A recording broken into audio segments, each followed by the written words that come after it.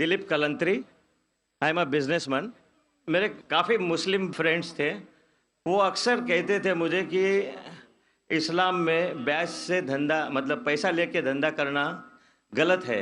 मुझे अक्सर विचार आता था कि ये कैसे डेवलपमेंट होगा, लेकिन आज का प्रेजेंट सिनेरियो पूरे दुनिया का देखते हुए एक मानना पड़ रहा है कि जिसने अपना घर गिरवी रख के कर्ज लिया और प्रॉफिट जिसमें मिलता है उस शेयर बाजार में लगाया, उनका घर भी तबाह हो गया।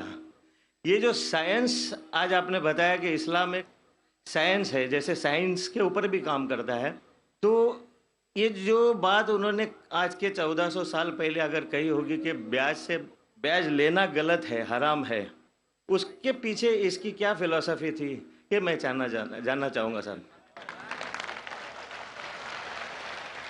भाई साहब ने बहुत अच्छा सवाल पूछा कि इस्लाम में उनके बहुत से दोस्त, मुसलमान दोस्त कहते हैं कि ब्याज लेना हराम है। वो ये नहीं जानते थे क्यों हराम है, लेकिन अभी पता चला कि जो दुनिया की हालत है इकोनॉमिक मेल्टडाउन में, वो जानना चाहते हैं क्यों ये हराम है। और कुरान मजीद में कम से कम 8 जगह लिखा है ब्याज के बारे में। तो ब्याज लफ्ज़ है अरबी में रिबा, सूरह निसा में, सूरह इमरान में, और कहा गया है सूरह बकरा में सूरह नंबर 2 आयत नंबर 278 और 279 में कि आप ब्याज से दूर हो, और जो कोई ब्याज से दूर नहीं होगा अल्लाह और अल्लाह के रसूल उन पर ऐलान जंग करेंगे। ब्याज इतनी बुरी बात है, गुनाह कबीरा है, और गुनाह कबीरा में इमाम अज़हबी ने उसे 11वें नंबर पे रखा। 70 गुनाह कबीरा में 11वें नंबर पे रखा। भाई साहब पूछे क्यों बुरा है? क्योंकि ब्याज से अमीर आदमी और अमीर होता है, गरीब आदमी और गरीब बनता है। अमीर आदमी और अमीर होता है, गरीब आदमी और गरीब बनता है। आमतौर पे आप जब लोन लेने जाएंगे तो गरीब आदमी को लोन कहाँ मिलता है, और अमीर आदमी बताएगा मेरे पास ये, मेरे पास वो है, तो उसको लोन मिलता है।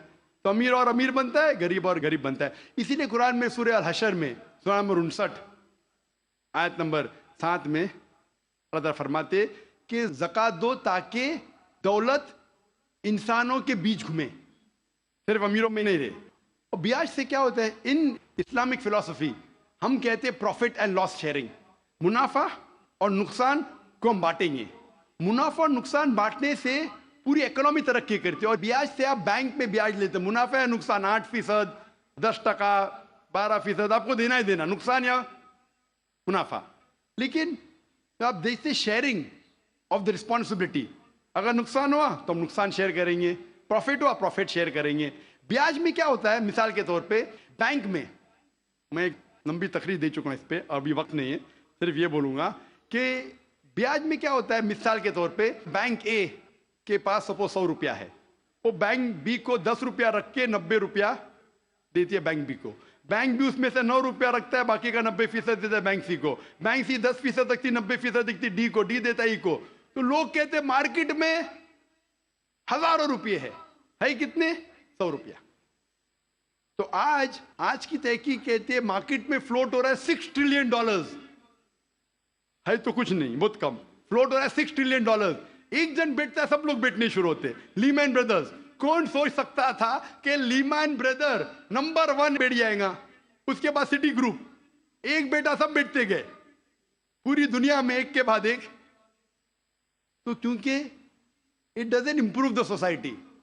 इस्लामिक वे के अंदर जांच पड़ताल होती, किसको लोन देना किसको नहीं देना, प्रॉफिट एंड लॉस शेयरिंग है। सन 1980 में बैंक फंड करती थी गैम्बलिंग डेन को, शराब खाने को, कॉमन हो गया।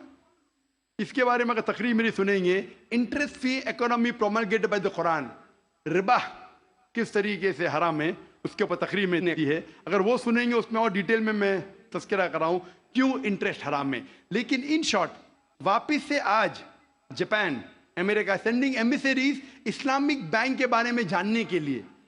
हमारी गवर्नमेंट के पास हम गए थे, मैं फाइनेंस मिनिस्टर चिदम्बरम जो फाइनेंस मिनिस्टर थे उनसे जिक्र किया था कि अब इस्लामिक बैंकिंग क्यों नहीं शुरू। इंशाल्लाह करेंगे, जब मेरी मुलाकात हुई थी जद्दा में। लेकिन आरबीआई परमिशन नहीं दे रही है क्योंकि उन्हें तहकीक नहीं की। इंग्लैंड दे चुकी है, कई ममालिक दे चुके। इंडिया भी अगर इस्लामिक बैंक को जिसमें प्रॉफिट एंड लॉस शेयरिंग है अगर उसकी इजाजत दी तो इंशाल्लाह इंडियन इकोनॉमी भी बढ़ेगी इंशाल्लाह। Hope that answers the question.